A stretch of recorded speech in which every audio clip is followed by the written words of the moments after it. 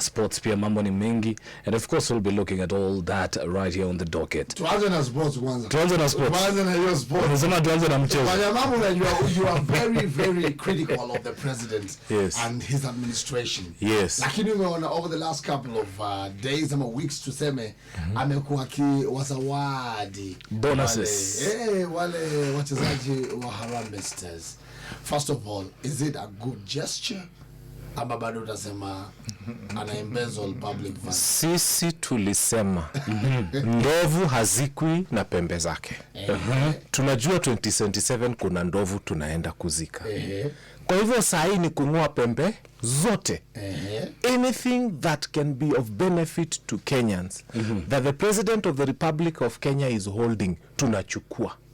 Kama kuna kalami anakuja kuweka aeke. Kama amepromise Harambee Stars 1 million, tunamwambia hapana president, haitoshi, wafanyie 5 million per game because tunataka tumkamue. Hatuwezi zika ndovu na pembe yake. Sasa it is a welcome thing. Is it an amazing thing? Can you clap for the president at least for once for what he's done? You see, I wanted to clap, but my hands will hurt. And one of the reasons why my hands will hurt when I clap is because he has promised them affordable housing. Avoidable housing. Number one, these houses are built on public land. Number two, they are built with public money. But now there is a private individual called a head of state who has got power to decide who gets what. Kumbuka kuna walimu wamekatwa hizi nyumba for a very long time. Kuna civil servants, hata nyinyi, everybody who is working here Hot 96 mumekatwa. Lakini wewe deserve hiyo haona uwezi pewa. If we allow the head of state to become this person who can decide who gets which house, when, where and how authoritatively, then we've missed the mark. So I accept the motivation that is giving to Harambee Stars. Let it come from his pocket. After all, it's our money. Lakini nyumba za affordable housing, which we call avoidable housing, must not be left to politicians to decide who gets, because what will happen then is that anybody who decides to say two-term can earn themselves a house. You know, Igunza, we were on this topic last week. We were talking about the way the president just decides haphazardly that, you know, when Harambee Stars win, watapata 1 million, when they win, they will get 2.5 million. And we were saying that there needs to be a policy of how our sports people are going to be awarded. It's a good thing to award our sportsmen. It's a good thing to award Harambee Stars players. It's a good thing to motivate them. But how are we doing it? The president, like Fanyamampo says, just decide that, okay, now Igunza, you have 2 houses, the affordable housing. Somebody, mimi nimechanga pesa yangu, I've been changaring each and every month, painfully kuchanga, and then somebody with the authority just decides that, okay, now this is the person that deserves a house. You know, there needs to be a policy of how we do such a things. Now, Malkia Starlets wameshinda huko Cameroon. Yes. Under 20. Malkia Starlets, they won. Volleyball. Now, what are they going to be given? Are they going to be given each a volleyball ball? Let's wait and see what the president will do. That's what I'm saying. If we don't have a policy, we will not. It will be left on the discretion of the president to decide how ni watoto wacha wapate kila mtu ile empowerment ya Kindiki 2,200 kila mtu labda ama hiyo pia wacha wapate nyumba 64 bob. You know, as much as it is good to reward and motivate our players and our sports people, there needs to be a certain way of how we are going to do those things, because if we don't, then it will be left at the discretion of the president or the sports minister. Mimi when I was speaking last time, I thought that hiyo pesa wanapewa milioni 2 milioni 1 is coming from the president's pocket. When this happens, you normalize bribery. He's trying to bribe everybody because now he thinks that the Harambee Stars games, the Chan games have given him some reprieve. You know, the political temperature that was there is mepunguka pakubwa. So he's trying to, cash on it and make sure that, he hata kesho anaweza kuwa kwa camp to Harambee Stars just to promise and make sure that he keeps that limelight. sports fund has been there for quite a number of years. The challenge has been that most of our athletes and sportsmen and women have not been benefiting from this sports fund, right? So hiyo ndio kuna kuna allocation, budgetary allocation on an annual basis. So hii ganti imekuwa ikipotelea somewhere in the wait, imekuwa ikipotelea somewhere in the thin air. So if president amekam na akachukua msimamo, akasema this time round tunaenda ku award our performers, sindio? Where is the scene in that? Can't you obuya na nafanya mambo amwezi piga tu president makofi angalau unafanya kitu cha maana. Corruption imekuwa ikipoteza pesa zetu za sports. This time round umeamua watch the sportsmen and women will benefit. Where is that money coming from? Taxpayers, of course. No, where from the taxpayer? Where is it budgeted for? That Harambee Stars players are going to get 2.5 million. The Ministry of Sports. Are you sure that? I'm not sure, but the sports fund wanapewa allocation from the Ministry of Sports on an annual basis. Each and every penny that goes to each and every ministry is budgeted for. I will challenge you to tell me that. What I'm saying is that it's not bad to award and reward our sports people and our sportsmen, but you have to have a way of doing it. You cannot, it can't be about me that it's now President Ruto now decides that Teddy utapata 2,000, Fanyamambo atapata 10,000. Where is that? Where do we draw the line and say Harambee Stars wakishinda kila player atakuwa anapata 2.5 million, Malikia Starlets wakishinda kila mtu atapata 2.5 million? You know, there has to be a way of doing these things. You cannot just decide that because you want to look good. You know, it's now appearing that when you are saying the monies are there, inaapia sasa for now is that the president is the one who is doing it. I thought from the one that the president is going to get the money from his own pocket, because that is the communication that you are given. As of now, I'm not so sure where that money is coming. Sasa atoaje from his own pocket? Mshahara yake hata ukipiga hesabu hiyo 42 million kwa mwaka. No, yeye utoa 20 million per weekend kwa Harambee.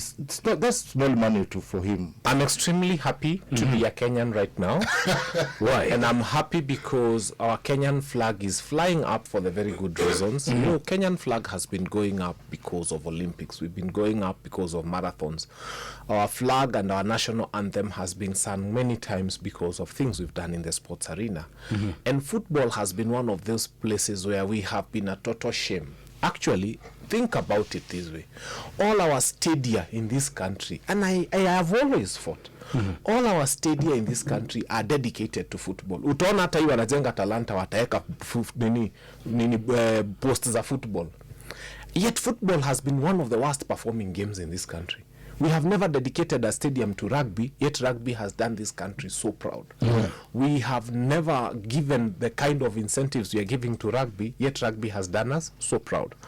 So I am happy to be Kenyan right now, to see that our young people are benefiting from their own talent, from what God has given them. And I am saying, without fear or favor, a lot of money has been misappropriated and it has gone to the wrong things. Kama hii imeibiwa iende kwa Gen Zs, because all the players in that team are Gen Zs. Kama hii pesa imeibiwa na imeenda kwa Gen Zs, I am happy. I want that money as much as possible, the whole 600 million, to go to those young people. But we also need to put them in our prayers. We had a young athlete by the name of Wanjiru who ran, but at the age of 21 he had too many millions. And the financial literacy had not come to them. I am calling upon the banks, I'm calling to financing institutions to now sit through Harambee Stars and take them through courses on, you know, money management. How do you deal with waking up one morning, you go to start playing football, you are struggling to raise fare to the pitch, and now, because that's the bigger problem now we are going to have, and now you have 15-20 million. And then, you know, we have these girls who know when there is wheat in Eldoret. They know when there is bonus in Kangema for tea. They know when the Masai have sold cows. They know right now there's wilderness migration, and they know when the tourists are and where they are. And those young girls are always at the right place at the right time. I wouldn't be surprised if some of these footballers start finding themselves with 5, 6, 7 girlfriends. And my passionate plea and conversation with them is, young footballers, AIDS is real, gonorrhea is real, all these things you see are real. So this is a very high chance that we need to have people look at these people and realize that they are young. and actually have a very honest conversation with them and tell them you are about to start realizing that money can become a curse. Na especially ya Kenya Kwanza hatujui kwenye imetoka. So pray and guide them, and especially on financial literacy, so that mtu asipate 5 million today. And you've seen this, na kuna footballer sitataja na mkutanga pale Dagoretti Corner amekaa Jaba base, and this person once used to drive a very nice BMW, sitamtaja. So I pray that we don't have a situation where we are saying this guy had a windfall and now he has nothing. I realize when such a things happen that we love our country. Kenyans turn up in large numbers to go and witness Harambee Stars. We are desperate for any positive news. We are very desperate for something that is going to give us hope. And so Kenyans are turning out in large numbers, but I would just want to urge caution, because there is a possibility that fans can even be banned from attending those matches. We saw what happened yesterday, that now they are saying Kasarani there will only be 27,000 fans.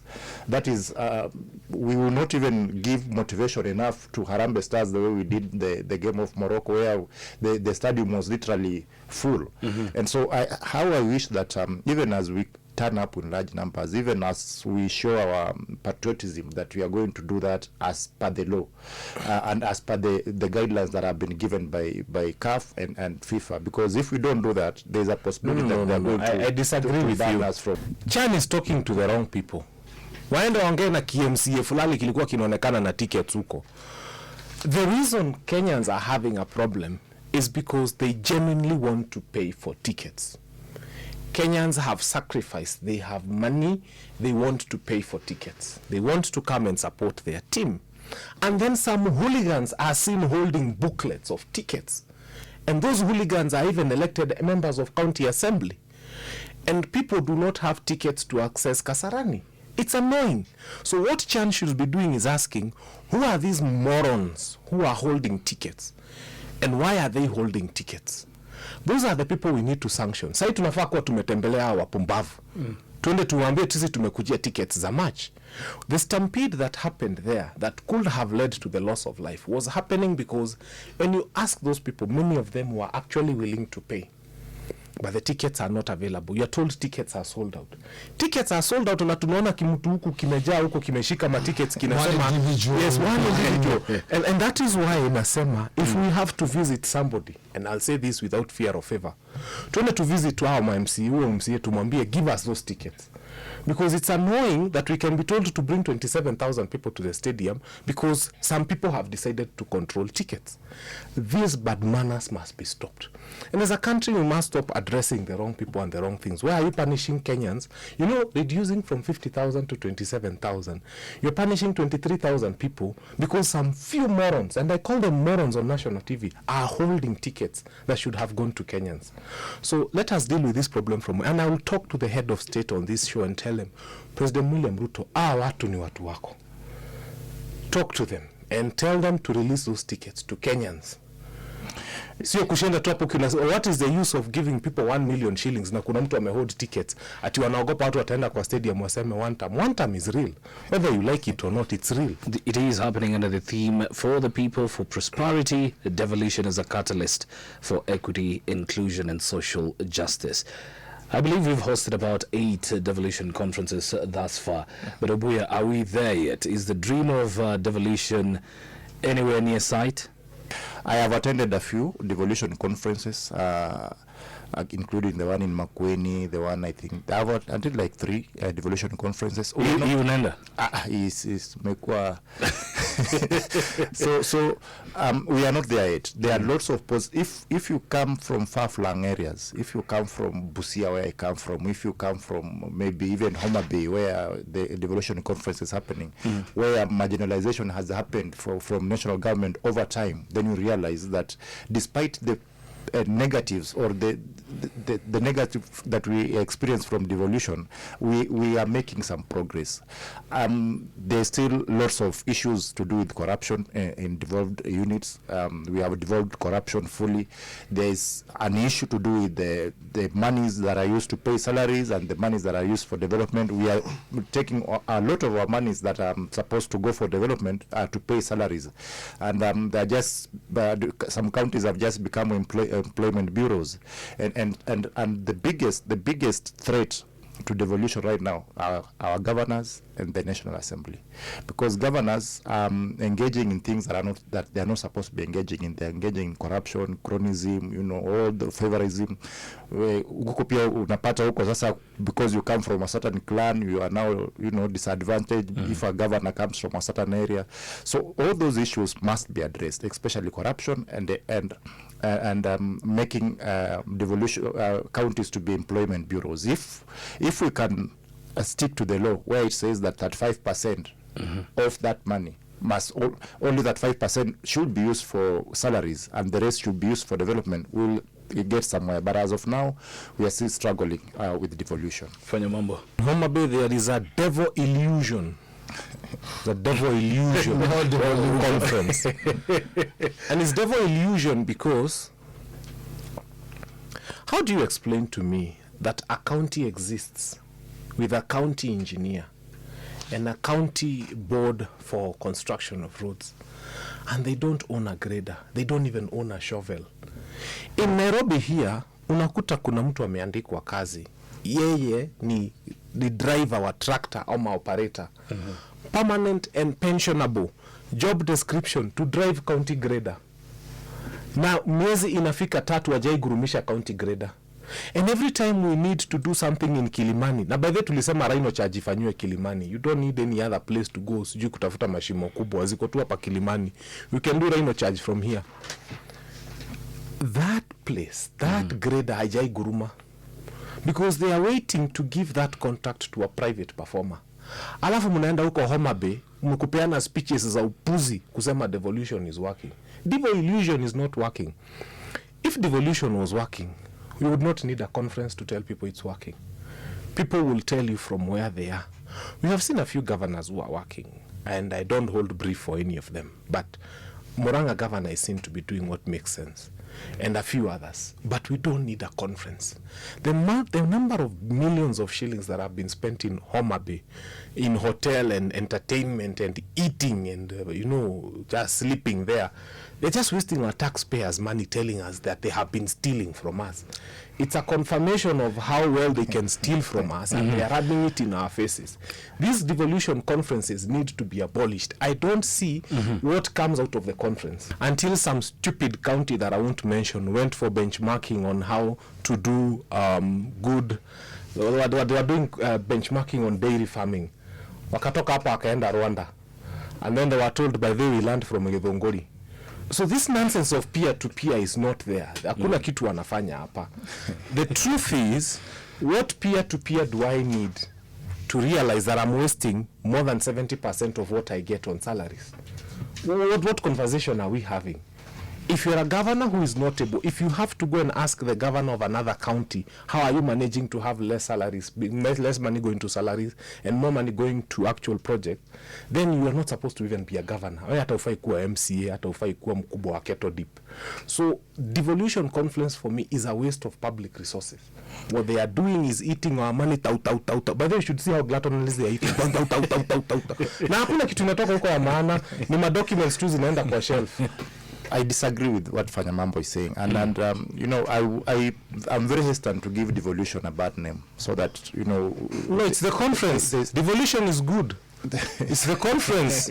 Who needs a conference? Like I said, the National Assembly has become one of the biggest impediments of successful implementation of devolution. And you hear even what Raila Odinga says when he says he's against NGCDF, because according to the constitution, NGCDF money should be going to devolved counties, but not going through constituencies.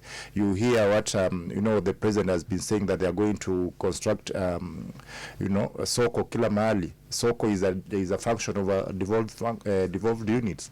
And so if we continue clawing back some of these gains that we've made, I think we are going to start giving devolution a very bad name, and it's going to make very easy to kill devolution. We must continually fund devolution, make sure that all the functions that have been devolved, money follows those functions.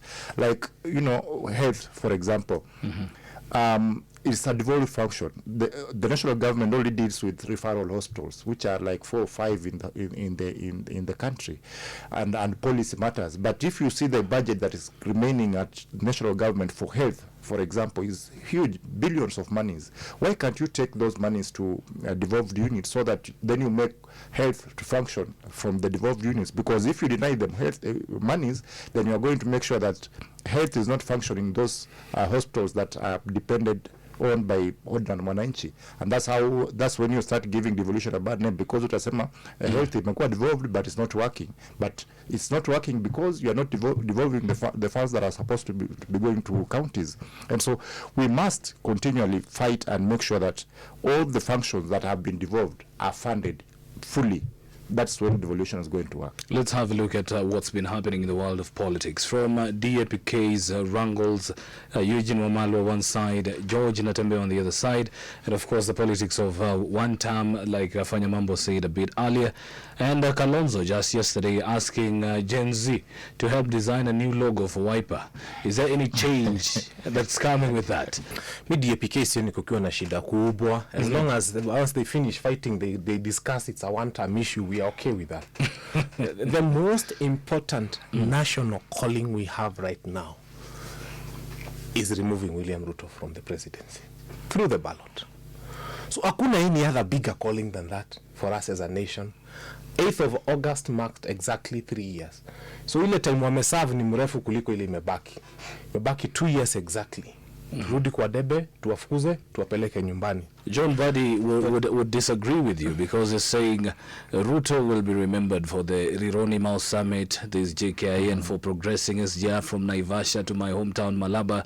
But then these 7 years, he says these 7 years remaining in his presidency should help us realize that.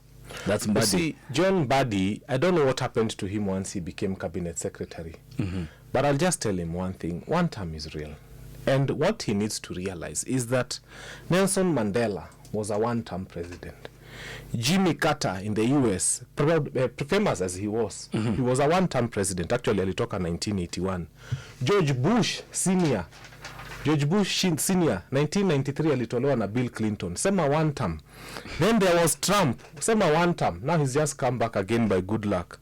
We had Sarkozy in France. Sema one term. Nicolas. We had Gordon Brown. Sema one term. We had Goodluck Jonathan from Nigeria. Sema one term. We had Zambia, Rufa Banda, one term. Joyce Bando, Malawi, one term. Liberia, Charles Taylor, one term. So who is William Ruto to think that he's not going to be a one-term president? Kenyans have made that decision. Iache kuwasumbua sana. And John Buddy, we know right now you're in the kitchen. And there's one image I'm going to paint of John Buddy, Oscar Sudi. There's this other guy called Farouk Kibet. You know, there are times when you're in a ship, sea condor ship, the one that goes on the ocean. Maybe. And once you're in the ship, like a cruise ship, there are some foolish people who sit in the kitchen and they are eating. And they tend to think that everything is okay because they are in the kitchen. And then there are people who are suffering, trying to control the sails up there, trying to deal with the waves, trying to deal with everything else, including cleaning the toilets in the ship. So these people who are in the kitchen tend to think that if this ship goes down, they are not going to sink as well because they're in the kitchen. This is the kind of country we have. We have some people who have found themselves in the kitchen. And because they are eating so gluttonously every day, they are forgetting that we are still in the same ship that can sink if we are not careful. So they need to remember that the analogy of the ship is real. They are just lucky to have been the ones sitting in the kitchen. There are Kenyans who are out there cleaning the toilets. There are Kenyans who are on the rooftop. There are Kenyans who are doing all sorts of jobs in the ship to keep it a sail. So waache kucheza na Kenya namna hiyo wanacheza nayo. Ubuya. Ikisink hata hiyo kitchen itasink. Kama unafikiri ka kitchen is a unique thing that cannot sink. Saying one term is okay. You can sing one term, but what is the strategy to make sure that Ruto then goes home in 2027? What is happening in DAPK is a reminder that might not happen, because it start from DAPK Kenya. Wamalwa will fight Natembea. Then it will go to the coalition that they will have made. Gachagua will be fighting Matiang'i will be fighting Kalonzo. All of them will be fighting for that ticket. Then you reach a point where you have like 4 or 5 presidential candidates who are all almost all very strong, and then you split those votes, unapata Ruto amerudi second term haraka sana. So these divisions that we are experiencing in these parties, they might cause the one term chance to just be chance, ishie tu hapo, but when the rubber meets the road, utaona there are lots and lots of differences and confusion from opposition parties. Kalonzo asking people to make a new whatever, what did you call it? New logo. How is that going to make sure that Ruto is a one-term president? Is Natembeya fighting Wamalo a good thing that for one term to be a reality? It's not, because once votes, Western voters are disillusioned because those are maybe too strong people fighting for control of a party, then the voters will be disillusioned. Some of them watasema wacha tubaki na huyu Ruto wetu at least. We have seen ameleta sijui webuye pan paper, ameleta some of those things that politicians say, ameleta empowerment ya 64 shillings. So once those divisions are not reined in, I'm telling you, one term will just be chance. Fanya mambo can chant one term all along, but if opposition leaders are not united, if opposition leaders are not held in one coalition, then one term will just be chance. You see, I told you, msikuwe mnatuma Obuya parliament. Why? Sijui alikutana na nani huko. Amebakisha tu kidogo aanze kuimba two term. Let me tell you something. If you go to a party, ODM, is there infighting in ODM? Yes. Why? Because there are some high stakes within ODM. Is there infighting in Jubilee? Yes, because Jubilee has 30 elected MPs and there are some stakes in Jubilee. Is there disquiet in Wiper? Yes. Why? Because there is something to fight for within Wiper. Is there disquiet in DAPK? Yes, because the people of Western Kenya feel that is a party they want to belong to. And so whoever controls DAPK will have a control of the Western bloc of votes. Is there infighting in any other party that is meaningful? Yes. Now, is there infighting in Sisi kwa Sisi? No. Is there infighting in Chama cha Kazi? No. Is there infighting in Amani National Coalition? No. Is there infighting in UDA? Absolutely no. Nobody wants any seat in UDA. Sasa atatangaza kiti cha Secretary General cha UDA kiko vacant. Nobody wants those seats. When you have a dead horse, when you have something that is useless and totally unwanted, nobody is going to fight for it. And that's why you used to hear Ford Asili ndio wanaanza useme ati kuna unapeana viti kwa Ford Asili uone ni watu wangapi watakimbia huko. Elo useme unapeana viti kwa Ford Kenya. There is no infighting in Ford Kenya. The characteristics you see in Ford Kenya are the same characteristics we are seeing in UDA. When your party is totally unwanted by Kenyans. I mean, ebu sahi watangaza voters drive waseme ati they are trying to get new members to UDA. How many people do you think would pay 20 bob to join that wheelbarrow party? It's now a wheelchair party. They've relegated Kenyans and told them now we are going to move you from wheelbarrows to wheelchairs. We'll shoot you in the legs and you'll move in wheelchairs. You'll vote in wheelchairs. So nobody wants a useless dying party.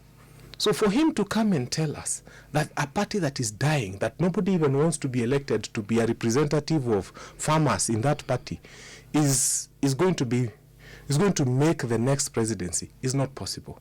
And also, they keep telling us we don't have an agenda, we are singing one term. Why are they singing two term? They're singing two term because one term is hurting them. Yani wanakaa tu hivi, the only thing they can talk about is one term. And allow me to talk about the pikipikis we saw in State House. Let's go. You know, those pikipikis have seen more counties than some of us. Those pikipikis have traversed more counties than many of us. Ask the drivers who carry them in FH lorries, they'll tell you. Meaning they're the same ones being... Boss. Ilifika mahali tulileta pressure, and my friend, I'm going to mention you, Gerald Bitok, Juniliano mezipost Facebook zikitoka State House. And of course, we could see some of them are old. You see, sometimes when you want to lie, also be a little bit wise. We could see some of them were old, zenye zilitoka State House. Wamepigwa picha. The only thing he forgot, and he's my friend, Gerald Bitok, please post them zikirudishwa. And the reason I'm saying this with a lot of authority, nimeuliza kwetu Dagoretti South, and I'm fighting to be the MP. Kama wewe ulipewa bodaboda State House, na unabeba stage, maybe uko Waithaka, uko Ngando, uko Riruta. Yes. We want to come and take a selfie with you. Kama ulipewa mashini ya kushona nguo, na wewe ni wa kwetu Dagoretti South. Mimi hata sitaenda mbali because niliwaona State House. Ama wheelbarrow ya Smoky. Ama wheelbarrow ya Smoky. I want to come to where you are and we want to take a photo with that. We are not asking for much. So easy theatrics, easy drama ndio Kenyans wanakasirika nazo. How do you think Kenyans felt mpaka wakikataa kunywa soda? Kama ama ukuona hiyo. How do you think Kenyans were feeling when you are taken to State House? Mnaambiwa ati mko 15,000. Alafu pikipiki zilikuwa ngapi? So even if you call 15,000 of you, na pikipiki zilikuwa 60 ama 70. And I can tell you for sure, hizo pikipiki, they have seen more counties than some of us. What does President Ruto need to do to ensure that he comes back? Because you all seem to be like obsessed with this narrative of one term and president going home, but those playing in his team and himself as the runner of this country, don't you think he has that ambition of coming back, and what must he do? There are many things the president can do to come back, and I promise you he will come back if he does them. Number one, we are missing 60 Gen Zs. Bring them back to life. Okay? Number two, Rex Masai, the parents would want to see him alive. Number three, bring back Albert Ojwang. If you bring him back, you'll definitely win that seat with a landslide. That's not possible, you know that. So number four, DIG Langat should be home by now. Is that an impossibility? They are telling us IPOA has done investigations and they have concluded that he's clean. The same IPOA has not been able to do investigations of Rex Masai's murder more than a year later. And he says it's not the courts to actually charge him. It's about the DPP now. No, but having that IPOA, decision. let's start with IPOA. They are relying on IPOA and saying that IPOA has cleared him. Mbona hii IPOA imeshindwa kumaliza mambo ya Rex Masai? Mbona hii IPOA imeshindwa kumaliza all those murders that happened more than a year ago when we lost so many Gen Zs? We still have more than 200 young people who are unaccounted for. Mbona hii IPOA imeshindwa kushika wale watu wanafanya abductions, lakini inakuja inasema imemaliza story ya DIG Langat. Now the second question. Correct. Mambo ya so he will come back when he brings those people back to life. Mambo ya NADCO. NADCO is very simple. You know, people don't know the contents of NADCO or have chosen to forget the contents of NADCO. The number one item in NADCO was reconstitution of IEBC. They have done it without consulting us. Now they are telling us they want us to be involved because when we are discussing NADCOs, we have to start from item 1. So musha leta IBC yenyu, an unconstitutional IBC. Alafu mnatuambia tukuje to discuss. That's why I call it nonsense. The number 2 agenda on NADCO was the creation of the office of the leader of official opposition. And the Prime Minister. Tunakuja number 3. Sisi kama wananchi, already sisi wote ni opposition. So hatutaki hiyo ofisi. Haitusaidii. Hata opposition leaders hii yako US na anasumbua Kenya akiwa hapa. Number 3, and that is where they are going to stop. By the way, NADCO is about nothing else. Ako kakitu mliona kakina Gabriel Oguda, my friend. That thing is just supposed to discuss item number 3. That is the secret. Creation of the office of the Prime Cabinet Secretary. Correct. Ile kitu sasa wanataka is to come and hoodwink us ndio to support idea ya create kiti ya Prime Minister. Tukisha create kiti ya Prime Minister, it will become very easy for these people who are now vying with this funny outfit called UDA and another one called ODM to discuss who will be Prime Minister and who, so that they are able to bring back the Pentagon of 2007. That's the only thing. Musidanganyo, there's nothing else in NADCO. Wame target tu kitu moja, wa create kiti ya Prime Minister and his 2 deputies. So that the 5 big tribes in this country can take up the 5 positions: president, deputy president, prime minister, and 2 deputy prime ministers. Ukisha shika the 5 big tribes were promises, you can win this election. And what we are telling Kenyans is we are trying to detribalize our politics. And that is why William Ruto and his people have been running this narrative, Kikuyus are doing the maandamano, Kikuyu, because the idea was isolate the Gema nation. Then bring all these other communities together and create 5 positions and win the elections. Guess what? The Gema nation is telling them, ata sisi hatutaki hiyo kiti ya president. You're telling people Kikuyus are the problems. Now Kikuyus will tell you, we can even make a Luya president. We can make an Abagusi president. We can make a Masai president, for crying out loud. Then let's see how they're going to make the whole country hate the Kikuyu nation. So it's not going to happen. They say a day in politics is way too long. And today I'm disagreeing with Fanyamambo a lot, but that's the bit of a debate. That's the bit of the debate, because there are lots of things that the president can do. As of now, the public mood is for a president that is leaving office. That's what the mood that is in the country at the moment. But there are lots and lots of things that the president can, and we have seen our voters. Our voters have proved time and again that they can be very, forgetful.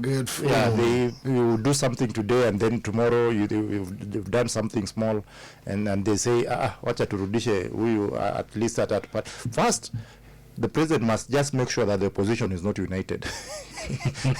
He just must make sure that the opposition is not united. But you're forgetting he'll need 50% plus one. Who will vote for him? No. You're 50 plus one. See, Sudi alisema wataokota hapa na pale. So the thing is that there are lots and lots of things that the president can do to make sure that he comes back. And one of those things is just to appear to Kenyans that is believable, because the mood right now is that each and everything the president says is a lie. And that's the biggest undoing of the president. There are things he's doing, but hata akiambia mtu anasema tu hiyo ni uongo ya President William Ruto. So one of the most cardinal things he must do is that he must be believable again, because prior to 2022, almost the whole church believed President William Ruto. Each and every word he said, each and every sentiment he made was believable. And actually, they say the church propelled him to presidency. Those funny bishops were bought. And so,